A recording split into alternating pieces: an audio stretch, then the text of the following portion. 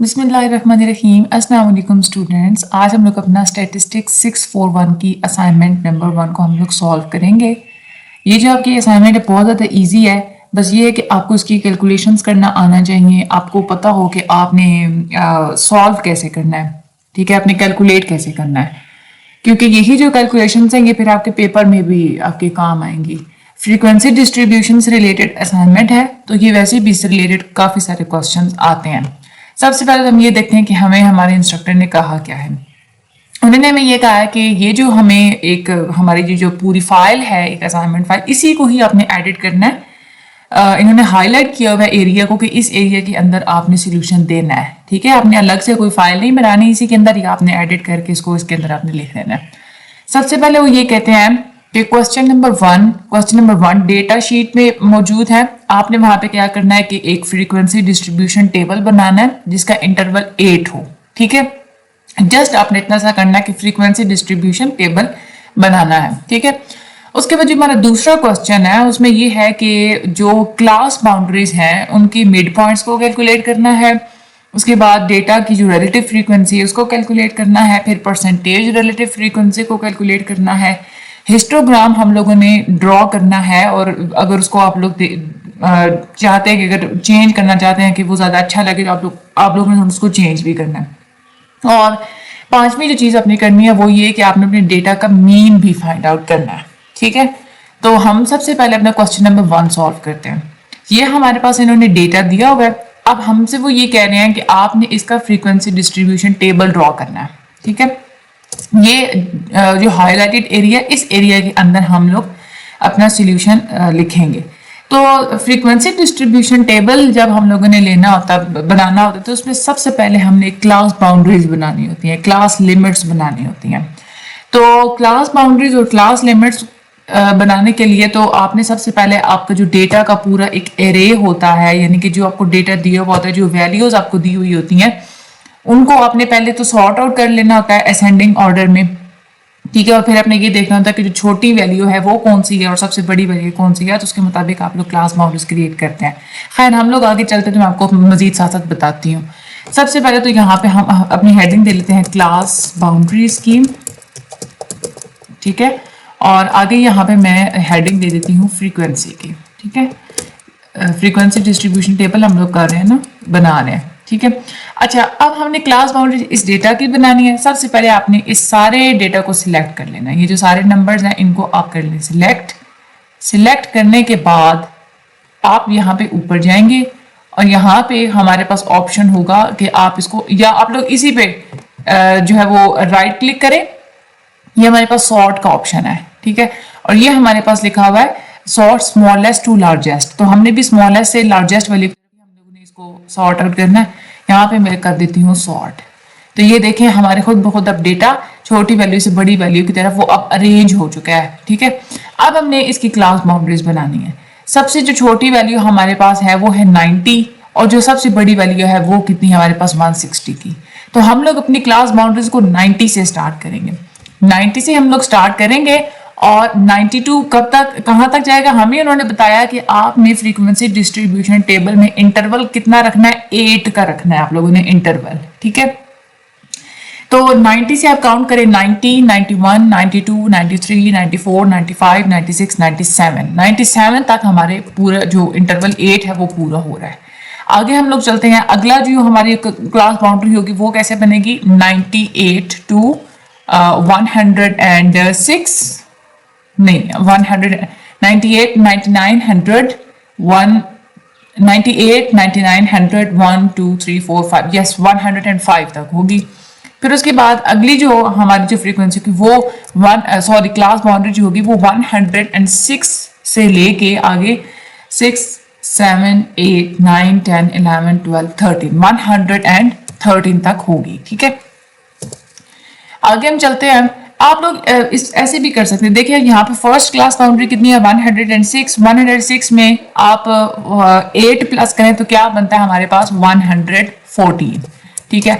114 में अगर हम लोग फिर से 8 ऐड करें तो हमारे पास 122 बनता है। फिर हम लोग इसमें 8 ऐड करें तो हमारे पास 130 बनता है। फिर हम लोग 8 ऐड करें तो हमारे पास 138 बनता है। फिर हम लोग 8 ऐड करें तो हमारे पास 146 बनता है। देन हमारे पास 154 आएगा, देन हमारे पास 162 आएगा। लेकिन 162 लिखने की जरूरत नहीं होगी, वो मैं आपको भी आगे बता देती हूँ।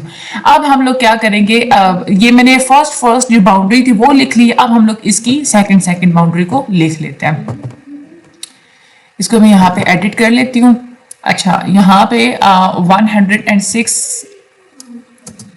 114 था, 114 से आगे ये हमारा कहाँ तक जाएगा, 121 तक जाएगा। ठीक है। अच्छा, यहाँ पे अच्छा, उसके बाद हमारे पास ये 122 है। 122 से कहाँ तक जाएगा, अगला हमारे पास 130 है, यानी कि ऊपर वाली ये जो क्लास बाउंड्री, यहाँ पे हमारे पास ये क्लास बाउंड्री कहाँ तक बनेगी, 129 तक बनेगी। यहाँ पे मैं 129 लिख देती हूँ। उसके बाद अगली हमारे पास कहाँ तक बनेगी, 137 तक बनेगी, 137। उसके बाद आगे मैं चलती हूँ तो 145 तक बनेगी। देन उसके बाद हमारे पास 153 तक बनेगी, और एंड पे हमारे पास कितनी बाउंड्री जो है वो बनेगी, 162 आई थिंक, 54, 55, 56, 57, 58, 59, 60, 61, 161 तक बनेगी। ओके, ये हमारे पास आ गया 161। ठीक है, ये मैंने अब सारी बाउंड्रीज बना ली है। अब उसके बाद आपने आगे क्या करना है,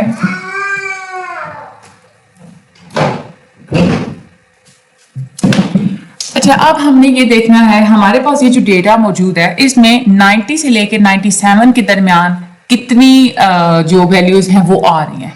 तो वो आपने देख के यहाँ पे अपने सारी फ्रीक्वेंसीज लिख लेनी है। 90 से 97 के दरमियान जो वैल्यूज आ रही हैं वो है ये, एक तो ये होगी 1 2 3 4 5 6 वैल्यूज हमारे पास आ रही हैं। तो इसकी फ्रीक्वेंसी कितनी है हमारे पास, 6। उसके बाद अब 98 से लेके 105 तक कितनी वैल्यूज आ रही हैं, 1 2 3 4 5 6 7 8 9 10।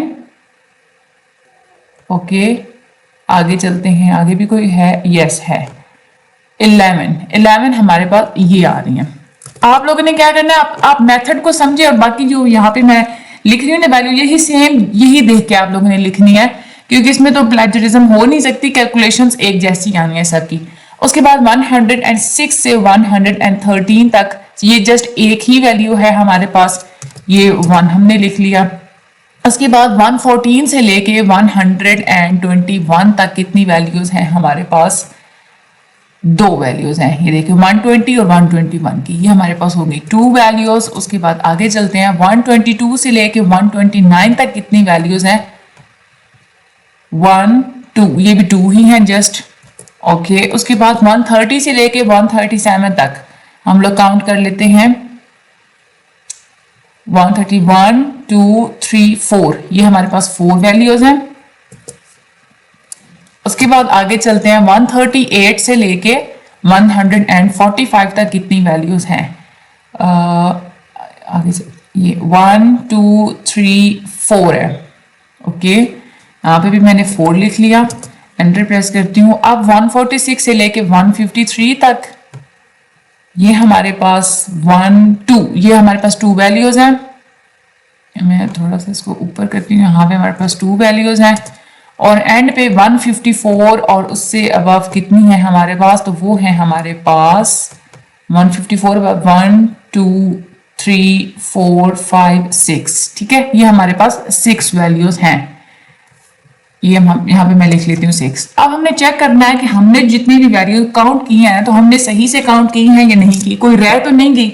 उसको हम चेक कैसे कर सकते हैं, आप यहाँ पे एंटर प्रेस करें, इक्वल सम आपने लिखा। अब ये जो सारी वैल्यूज हैं हमारे पास, इन सबको आप सिलेक्ट करें और देन आप यहाँ पे एंटर प्रेस करें। ये हमारे पास जो आंसर है वो ये आ रहा है। अच्छा, उसके बाद हम सॉरी एक मिनट, आपने ये वाली वैल्यूज नहीं, आपने जस्ट नंबर ऑफ वैल्यूज क्योंकि हमने सिलेक्ट करनी थी, तो यहाँ पे सम फंक्शन में हम लोगों ने दूसरा एरे सिलेक्ट करना है, मैं भूल गई थी। अच्छा, यहाँ पे आप ये देखें, हम नंबर ऑफ वैल्यूज देख रहे हैं ना, ये वाला जो एरे है ना, ये वाला आपने सेलेक्ट करना है। ये वाला पूरा कॉलम आप कर लेंगे सिलेक्ट करने के बाद आपने एंटर प्रेस करना है। ये बन रही है 38, यानी कि 38 वैल्यूज टोटल थी। हमने इनको यहाँ पे फ्रीक्वेंसी के हिसाब से डिस्ट्रीब्यूट किया। हम देखते हैं कि ये वाली टोटल 38 बन रही है या नहीं बन रही। इक्वल साइन प्रेस करेंगे, सम, यहाँ पे ये जो वैल्यूज हैं इनको आप सिलेक्ट करें, एंटर प्रेस करें, ये भी 38 है। इसका मतलब क्या है, हमने बिल्कुल ठीक तरह से सॉल्व किया है, हमने सारी वैल्यूज को ठीक तरह से डिवाइड किया है। ठीक है, अब हमारा जो क्वेश्चन नंबर 1 था वो हमारा हो चुका है सॉल्व। यहाँ पे आपने यही करना था, आप लोगों ने एक फ्रीक्वेंसी डिस्ट्रीब्यूशन टेबल बना देना था, जो कि हम लोग यहाँ पे बना चुके हैं। ये हमारा हो गया कंप्लीट। अब हम लोग क्वेश्चन नंबर 2 की शीट की तरफ जाते हैं। क्वेश्चन नंबर 2 में सबसे पहले तो हमने क्या करना है कि ये जो हमारे पास टेबल मौजूद है क्लास बाउंड्रीज और फ्रीक्वेंसी का, इसको आपने यहाँ से कॉपी करके यहाँ पे आप पेस्ट कर ले सबसे पहले इस टेबल में, सॉल्यूशन वाले टेबल में। ठीक है, यहाँ पे आप पूरे के पूरे को सिलेक्ट करें, कंट्रोल सी प्रेस करेंगे और यहां से ये जो पूरा टेबल है, ये वाले 2 ब्लॉक है, ये वाला पूरा इसको सिलेक्ट करेंगे और कंट्रोल वी प्रेस करेंगे तो आपके पास ये वाला सारा जो आपका जो डेटा है वो कॉपी हो चुका है। ठीक है, अब हम लोगों ने क्या करना है, उसके बाद अब हमने मिड पॉइंट्स को कैलकुलेट करना है। मिड पॉइंट्स को अब हम लोग कैसे कैलकुलेट करेंगे, इक्वल साइन प्रेस करना है आपने। क्लास बाउंड्रीज हमारे पास कौन कौन सी हैं, पहले की 5 और 10, तो मिड पॉइंट हम लोग इसको इस तरह से कैलकुलेट करेंगे कि 5 + 10 ब्रैकेट क्लोज और डिवाइडेड बाय 2। ब्रैकेट इसलिए मैंने लिखी है क्योंकि अगर मैं ब्रैकेट ना लिखूं तो 10 पहले 2 के साथ डिवाइड हो जाएगा और फिर हमारा आंसर गलत हो जाएगा। तो 5 + 10, क्योंकि हमने पहले तो चीज को प्लस करना होता है ना, बाद में हम लोग इसको डिवाइड करना है। तो ये मैं इधर एंटर प्रेस करती हूँ तो इसका जो मिड पॉइंट है वो आ रहा है 7.5। इसी तरह से आपने इन सब के मिड पॉइंट्स को ये इस तरह से आपने सबको कैलकुलेट कर लेना है। एंड वाला जो है हमारे पास वो 30 + 35 and then divided by 2। Enter press करती हूँ मैं, ये हमारे पास अब हमने सबके मिड पॉइंट्स को भी कैलकुलेट कर लिया है। मिड पॉइंट्स को कैलकुलेट करने के बाद आपने क्या करना होता है, आपने रिलेटिव फ्रीक्वेंसी कैलकुलेट करनी होती है। रिलेटिव फ्रीक्वेंसी कैलकुलेट करने का ये मेथड होता है कि जो आपके पास फ्रीक्वेंसी होती है सबसे पहले तो आपने उसका सम फाइंड आउट कर लेना होता है। ठीक है, उस फ्रीक्वेंसी का सम फाइंड आउट करने के बाद आपने उस वो जो आपके पास जो सम आता है उसके साथ आपने सारी फ्रीक्वेंसी को बारी बारी क्या करना होता है, डिवाइड करना होता है। मैं आपको बताती हूँ। इक्वल साइन यहाँ पे मैं प्रेस करती हूँ। सबसे पहले तो मैंने इसका सम फाइंड आउट करना है, सम में लिखूंगी और ये मैंने सारी की सारी जो फ्रीक्वेंसी जिसका मैंने टोटल ले लिया, ये मेरे पास आ रहा है 146। ठीक है, अब हमने रिलेटिव फ्रीक्वेंसी को जब करना होता है, इक्वल साइन में यहाँ पे प्रेस करती हूँ। रिलेटिव फ्रीक्वेंसी के लिए होता है ये वाला जो पहली फ्रीक्वेंसी, इसको अपने डिवाइड किसके साथ कर देना होता है, सम ऑफ द फ्रीक्वेंसी के साथ। ठीक है, तो यहाँ पे क्या करना है आपने, एक्सेल में मैंने आपको पहले बताया था, लेक्चर्स में भी बताया कि जब आप एक दफा चीज को कैलकुलेट करते हैं और नीचे वाले जो ब्लॉक्स हैं उनमें सेम कैलकुलेशंस हैं, तो आप फिर क्या करते हैं, एक ब्लॉक में कैलकुलेशन कर लेते हैं और बाकी ब्लॉक्स पे आप लोग कर्सर को आप लोग जस्ट वो ड्रैग करते हैं और वो ऑटोमेटिकली खुद ही कैलकुलेशंस हो जाती हैं। यहाँ पे अब देखें, आपने यहाँ पे पूरे ब्लॉक्स में जितनी भी कैलकुलेशंस करनी है वहां पे चेंज तो सिर्फ ये वैल्यूज होनी है ना, ये 146 तो आपने इसको स्टैटिक रखना है, इसको आपने चेंज नहीं करना। 146 ये वाला जो सेल है ये एज इट इज हर कैलकुलेशन में यूज होगा। तो इस सेल में आपने क्या करना है कि जो अल्फाबेट है उसके शुरू में आपने लगा देना है $, और जो रो नंबर यानी कि कॉलम नंबर और रो नंबर दोनों के शुरू में आपने क्या लगा देना है, $, लगा देना है। ठीक है, यानी कि $, के $12 ये हमारे पास बन जाएगा। यहाँ पे अब आप लोगों ने एंटर प्रेस करना है। अब ये पहली वैल्यू की रिलेटिव फ्रीक्वेंसी आ चुकी है। ठीक है, अब हम लोग ये इसको मैं जस्ट सिंपली मैं ऐसे ड्रैग करूंगी, ये मेरे पास सारी रिलेटिव फ्रीक्वेंसीज आ चुकी हैं। आप किसी भी ब्लॉक पे क्लिक करके देख लें आपका फॉर्मूला ठीक है या नहीं। अब ये देखिए, इस ब्लॉक की रिलेटिव फ्रीक्वेंसी बिल्कुल ठीक है, ये 32 और डिवाइडेड ये डिनोमिनेटर में कौन सा सेल आया है, वही जो कि हम लोगों ने उसको स्टैटिक किया था $, लगा के, ये वाला आया हुआ है। तो ये आपकी रिलेटिव फ्रीक्वेंसी कैलकुलेट हो जाती है। उसके बाद आगे आपने क्या करना है, परसेंटेज रिलेटिव फ्रीक्वेंसी को कैलकुलेट करना है। तो परसेंटेज रिलेटिव फ्रीक्वेंसी को कैलकुलेट करने का तरीका ये होता है कि आपने इक्वल साइन को प्रेस करना है, रिलेटिव फ्रीक्वेंसी जो आपके पास आई होती है उसी को आप लोग सिंपली 100 के साथ मल्टीप्लाई कर देते हैं, तो आप लोगों के पास परसेंटेज रिलेटिव फ्रीक्वेंसी आ जाती है। देन मैं एंटर प्रेस करती हूँ, ये मेरे पास पहली परसेंटेज रिलेटिव फ्रीक्वेंसी आ चुकी है। इसी को मैं नीचे ड्रैग करती हूँ, ये मेरे पास सारे आंसर्स आ चुके हैं, ये मेरी सारी जितनी भी मेरी वैल्यूज हैं सबकी रिलेटिव फ्रीक्वेंसी आ चुकी है। अब हमने क्या करना है, अपने डेटा का हम लोगों ने मीन फाइंड आउट करना है। मीन फाइंड आउट करने का क्या तरीका होता है, उसके लिए जो हमारा फंक्शन यूज होता है वो होता है एवरेज। एवरेज मैं यहाँ पे यूज करती हूँ। ये हमारे पास जो फ्रीक्वेंसी है, जो ये हमारा डेटा है ना असल में, तो इसको मैं यहाँ पे करूंगी सिलेक्ट करने के बाद एंटर प्रेस करती हूँ तो ये मेरे पास मीन भी आ गया मेरे डेटा का। ओके, अब हमने क्या करना है, यहाँ पे एफ एक्स को हमने फाइंड आउट करना है। एफ एक्स का क्या मतलब होता है, F stand for frequency and x stand for mean, यानी कि फ्रीक्वेंसी और मीन को हमने मल्टीप्लाई कर देना है। तो उसी तरह से हम लोग इसको करेंगे सॉल्व, जैसे हम लोग ने रिलेटिव फ्रीक्वेंसी को सॉल्व किया था। यहाँ पे मैं इक्वल साइन प्रेस करती हूँ। सबसे पहले यहाँ पे इक्वल साइन में प्रेस करूंगी। आपने क्या करना है, फ्रीक्वेंसी को किसके साथ मल्टीप्लाई कर देना है, अपने डेटा के मीन के साथ। ठीक है, अब सेम वही चीज यहाँ पे आप लोग देखिए, सारे सेल्स जब भी आप लोगों ने कैलकुलेशन करनी है, हर वैल्यू को आपने इस ही वैल्यू के साथ बार बार मल्टीप्लाई करना है। तो मैं यहाँ पे इसको अगेन डॉलर साइन लगा देती हूँ। ठीक है, यहाँ पे लगा और ये डॉलर साइन यहाँ पे लगा। ठीक है, यहाँ पे मैं इसको एंटर प्रेस करती हूँ और यहाँ से मैं इसको ड्रैग करती हूँ नीचे और मेरे पास सारी की सारी वैल्यूज ऑटोमेटिकली खुद ही कैलकुलेट हो जाएंगी। किसी एक में मैं क्लिक करके देख लेती हूँ मेरा फार्मूला ठीक है, यानी यहाँ पे आप देखें ये फ्रीक्वेंसी की वैल्यू है ब्लू वाली, और ये जो ग्रीन वाली है वो ये देखें मैं ग्रीन ब्लॉक बना हुआ ना ये वाला, ये ग्रीन वैल्यू मीन की है। तो हमारा बिल्कुल ये ठीक अब कैलकुलेशन हो चुके हैं। अब हमारी असाइनमेंट का है लास्ट स्टेप। ठीक है, लास्ट स्टेप हमारी असाइनमेंट का है कि हमने हिस्टोग्राम ड्रॉ करना है। हिस्टोग्राम ड्रॉ करने के लिए आपने फ्रीक्वेंसी और मिड पॉइंट्स का इस्तेमाल करना होता है। सबसे पहले आपने अपनी एक्सेल की थोड़ी सी कर लेनी है, सेटिंग कर लेनी है। आपने क्या करना है, ये जो आपके पास फाइल बटन नजर आ रहा है ऊपर, ठीक है, टॉप लेफ्ट कॉर्नर पे, इस पे आपने क्लिक करना है। यहाँ पे आपके पास ऑप्शंस का एक ऑप्शन मौजूद है, यहाँ पे लिखा हुआ है ऑप्शंस, इस पे आप क्लिक करेंगे। इस पे क्लिक करने के बाद आप यहाँ पे एड-इन्स में जाएंगे। एड-इन्स पे आप लोग क्लिक करेंगे। जितने भी एक्सेल होते हैं उनमें ये वाला जो है ना वो सेम ही होता है। यहाँ पे आप लोग देखिए मैनेज एक्सेल एड-इन्स और आगे लिखा हुआ है गो पे आप क्लिक कर देंगे। ठीक है, गो पे जब आप क्लिक करेंगे तो वहां पे आपने चेक करना है कि एनालिसिस टूल पार्क, ये आपके पास टिक मार्क होना चाहिए। जिन बच्चों के पास ये टिक मार्क नहीं होगा उन्होंने कर लेना है, और जिनका ऑलरेडी यहाँ पे चेक मार्क है तो फिर उनको दोबारा करने की जरूरत नहीं है। इसको आपने टिक कर देना है और यहां से आपने इसको ओके प्रेस कर देना है। सही हो गया। अब आपने क्या करना है, हमने यहाँ पे अब हिस्टोग्राम ड्रॉ करना है। हिस्टोग्राम ड्रॉ करने के लिए हमें इंस्ट्रक्टर ने ये ब्लॉक दिया हुआ है। यहां से आप थोड़े से ब्लॉक को आप लोग सिलेक्ट कर लेंगे, इधर ही आपका जो है ना वो आंसर आएगा। अब आपने करना क्या है, सबसे पहले आपने ये ऊपर आपके पास रिबन है डेटा का, डेटा पे आप लोग क्लिक करेंगे। यहां पे आप लोग डेटा एनालिसिस में जाएंगे। डेटा एनालिसिस में जाने के बाद यहाँ पे हिस्टोग्राम लिखा हुआ है, ये है हिस्टोग्राम, इसको आप सिलेक्ट करेंगे। सिलेक्ट करने के बाद आप लोग ओके प्रेस करेंगे। अब यहाँ पे आपने इनपुट रेंज देनी है। इनपुट रेंज का क्या मतलब होता है कि आपने वो वैल्यू सिलेक्ट करनी है जो कि आपके फ्रीक्वेंसी कॉलम में मौजूद है। ये मैंने सिलेक्ट कर ली। उसके बाद आपने क्या करना होता है कि बिन रेंज देनी होती है। बिन रेंज हमारे पास ये होती है, ये जो हमारे मिड पॉइंट्स होते हैं, this is a bin range. Okay, उसके बाद आपने यहाँ पे आउटपुट रेंज लिखनी है।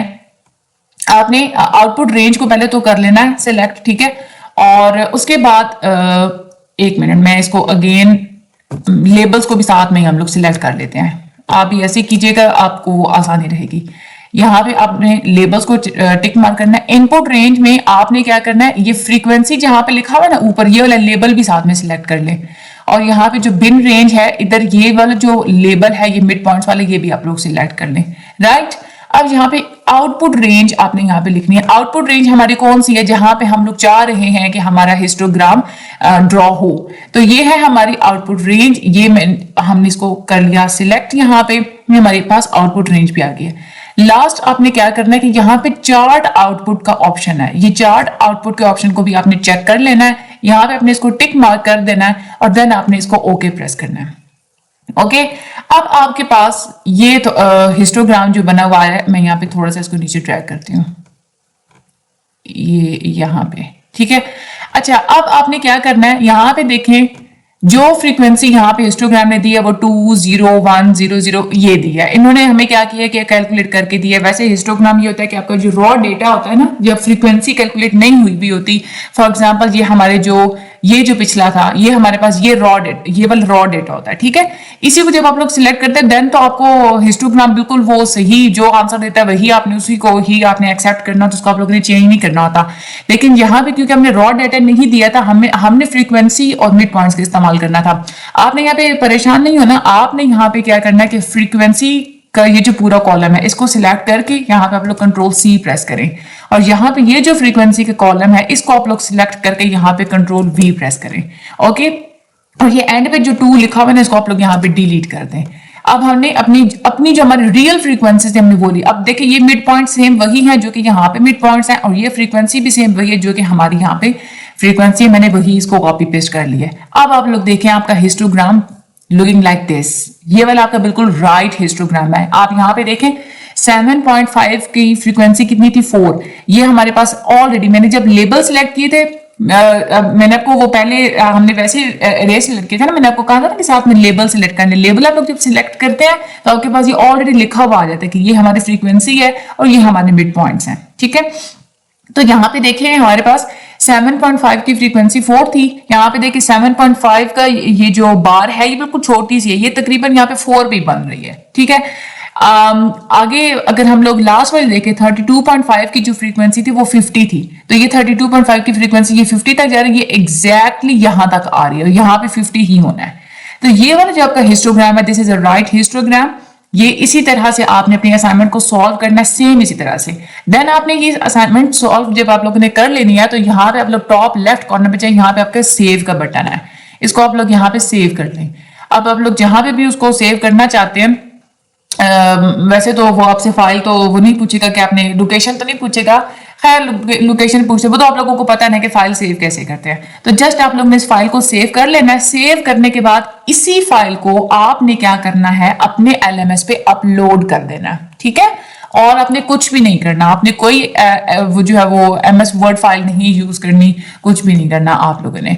अच्छा, यहाँ पे की पॉइंट्स हमें इन्होंने यही बताए हुए थे कि आपने क्या करना है कि सबसे पहले डाउनलोड करनी है असाइनमेंट को अपने LMS से, उसके बाद असाइनमेंट को आप लोगों ने MS Excel में ओपन करना है। आपके पास इस एक वर्कशीट के अंदर एक जो आपकी जो पूरी जो है वर्कशीट, इसके अंदर 4 शीट्स हैं। क्वेश्चन नंबर 1 की नाम से, क्वेश्चन नंबर 2 के नाम से, हाउ टू सॉल्व और की पॉइंट्स के नाम से। क्वेश्चन नंबर 1 वाली में अपने क्वेश्चन नंबर 1 सॉल्व करना था, जैसे मैंने आप लोगों को बताया। 2 वाली में 2 को सॉल्व करना था, और उन्होंने हमें ये कहा है कि आपने